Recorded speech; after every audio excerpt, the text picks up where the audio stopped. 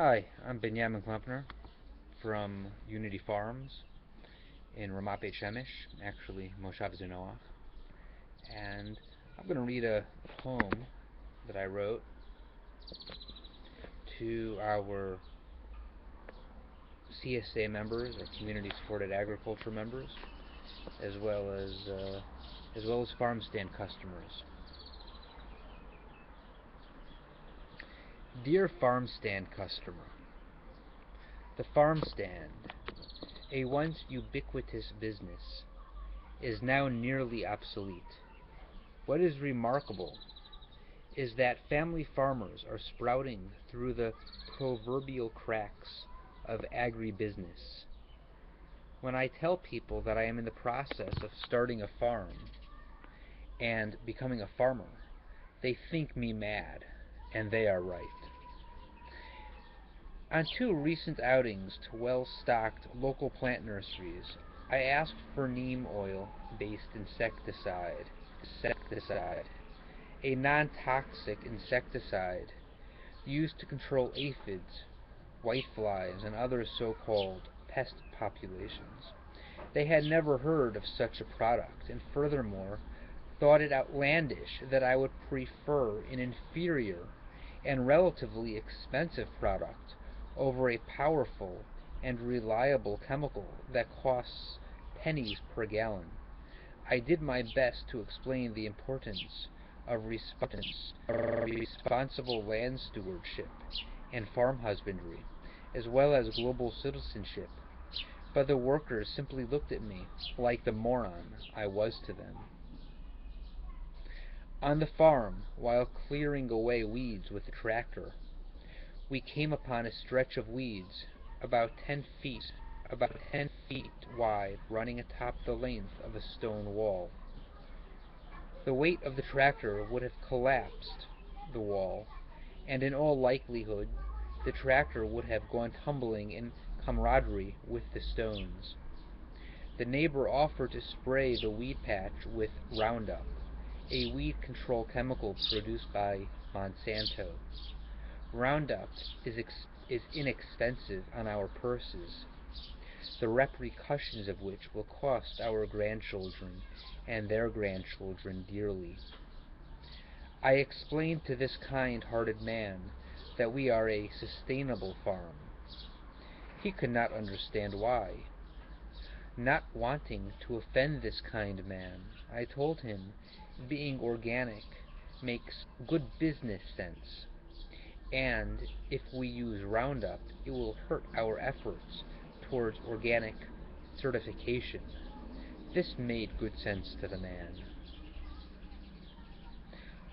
Why do family farmers persist and succeed in sailing against current agricultural winds? And why do our numbers increase like the sprouting seeds Monsanto thought destroyed?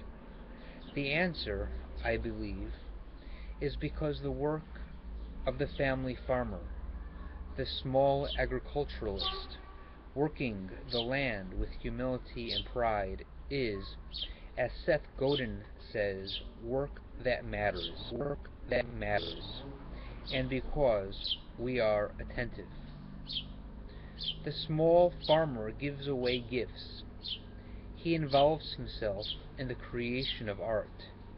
He grows beauty. There are hundreds of varieties of tomatoes. Tomatoes that have names such as Georgia peach. It is fuzzy, and looks like a peach. Indigo rose. It is black and looks like a plum. Kellogg's breakfast. It is orange, and the juice looks like orange juice. And Berkeley tie-dye. It looks like a tomato on an acid trip. There are tens of varieties of corn, including the sweet, multicolored heirloom variety grown and eaten by Native Americans before the white man's arrival upon her shores and his rape of her. Likewise, there are tens of varieties of cucumber, zucchini, squash, pumpkin, and other vegetables. The vegetables for sale at supermarkets across the so-called industrialized nations are grown because they have long shelf lives and are sturdy, making them easy to transport. Both factors decrease taste, in other words, sugar and nutrients. More money in the pockets of agribusiness growers. They can hardly be referred to as farmers, transporters, and supermarkets. The small farmer grows food that matters and that is beautiful. The food matters and is beautiful because it is the handiwork of God, and it is His, and it bears witness to the one who created it and sustains it. Regardless of his religion, the family farmer tends to be deeply religious, understanding himself to be working for God, who is the real grower and sustainer. The family farmer regards himself as a middleman, a custodian, albeit a privileged middleman and custodian, serving between God and his crops. The family farmer is attentive. The family farmer pays attention to weather, water, rain, sun, shade, to the hours of light or darkness in the day, and perhaps most of all, to what Wendell Berry, quoting Alexander Pope, refers to as the genius of the place. The family farmer is what small farm bred psychologist and philosopher Carl Rogers might refer to as plant-centered and farm-centered. The family farmer listens to what the plant crops are telling him, to what the soil is telling him, to what all the so-called pests and other inhabitants and influences on the farm are telling him, and perhaps most importantly, to what the place is telling him. The small farmer works in partnership with the farm. To the family farmer, it is not about what I, the farmer, want. It is about what you, the plants and soil need. It is an I-thou relationship, a relationship of balance, mutual respect, and humility. A relationship characterized by sympathy and affection between all creatures and creations inhabiting the farm.